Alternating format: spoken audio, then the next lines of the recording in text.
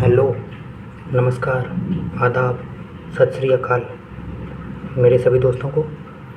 आप सभी का अपने चैनल आत्रे में बहुत बहुत स्वागत है। आशा है आप सब ठीक होंगे। इस चैनल में माइंड मैप्स और फ्लो चार्ट के थ्रू कॉम्प्लेक्स टॉपिक्स को समझाते हैं।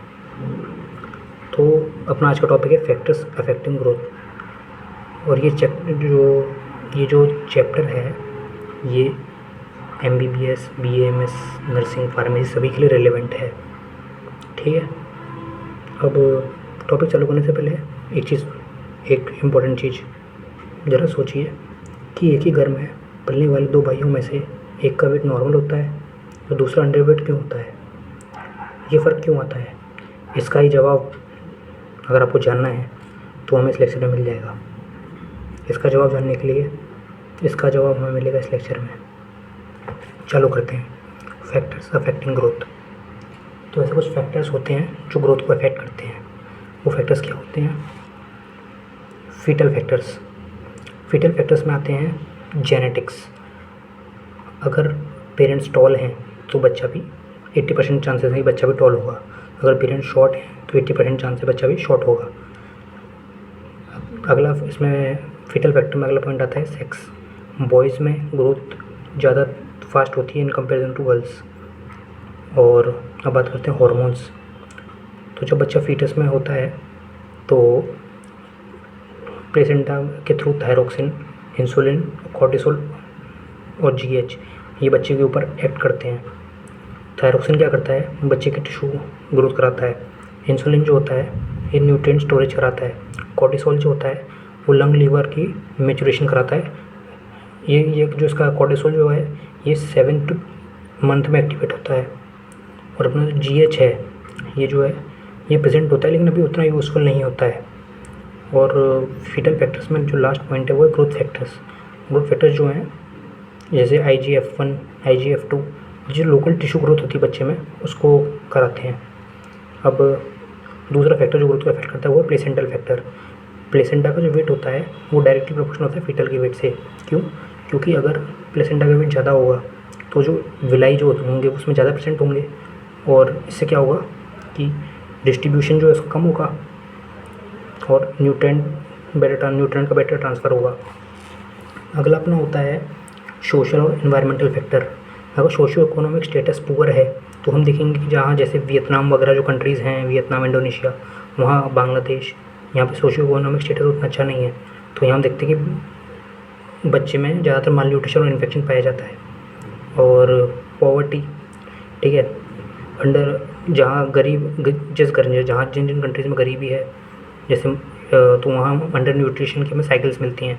तो बच्चे वहाँ पे ज़्यादा माल नरिश नहीं मिलते हैं हमको, अंडर वेट। अब बात करते हैं क्लाइमेटिक फैक्टर। अगर क्लाइमेट ज़्यादा हॉट है और मॉइस्ट है तो हमें डायरिया ज़्यादा मिलेगा। जैसे अब राजस्थान में या फिर अफ्रीका में आप अगर पता करेंगे सबसे ज़्यादा वहाँ पे पेशेंट न्यूनेट्स में हमें डायरिया देखने को मिलता है। अब जो इमोशंस कि जैसे जिन बच्चों के पेरेंट्स होते हैं उन्हें प्रॉपरली उन्हें बचपन से लव मिला है और वो जब उन्हें सिक्योरिटी रहती है तो उनका GH भी अच्छे से काम करता है। जो ऑर्फनेज में जो बच्चे पाए जाते हैं वहाँ पे हमको साइको सोशल डॉर्फिज्म भी देखने को मिलता है। बच्चों की हाइट ज़्यादा नहीं बढ़ती क्योंकि वहाँ GH सीक्रेट नहीं हो रहा है क्योंकि उनको पास लव और सिक्योरिटी नहीं है। अब एक फैक्टर होता है अपना मैटरनल ग्रोथ। मैटरनल फैक्टर्स जो होते हैं इसमें जो ग्रोथ को इफेक्ट करते हैं। अगर मदर प्रॉपरली न्यूट्रिशन नहीं ले रही है, इंडिया में 80% फीमेल्स न्यूट्रिशनल इनडेफिशिएंसी का शिकार है। एनीमिया, इंडिया में 74% फीमेल्स को एनीमिया है। एज, अगर कम एज की मदर है, अंडर 18 है या फिर ओवर 40 है तो फिर हमें 35 to 40 है तो हमें बेबी कंसीव करने में दिक्कत होती है। और अगर बेबी होता भी है तो वो स्टंटेड ग्रोथ देखी जाती है। अगला है अपना प्रेगनेंसी इंड्यूस्ड हाइपरटेंशन। इसकी वजह से ये बच्चे की ग्रोथ में हमें प्रॉपर ग्रोथ नहीं मिलती बच्चे में। अगला है इन्फेक्शंस। अगर मदर को कुछ इन्फेक्शंस हैं तो हमें बच्चे में प्रॉपर तरीके से ग्रोथ नहीं देखने को मिलती है। एक टॉर्च इन्फेक्शन होता है जो 5 तरह के अलग अलग इन्फेक्शंस इसके अंदर होते हैं। वो भी क्या कहते हैं उसकी वजह से बच्चे में ग्रोथ प्रॉपर नहीं होती है।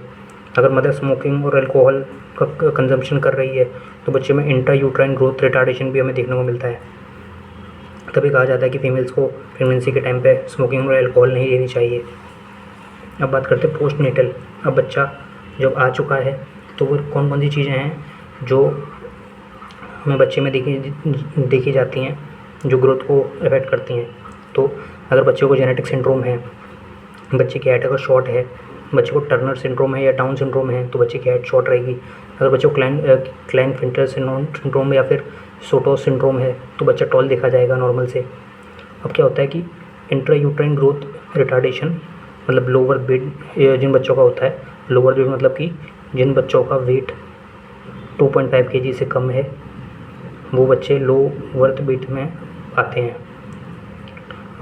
तो यहाँ पे ये पॉइंट क्या चल रहा था, IUGRA LBW low birth weight.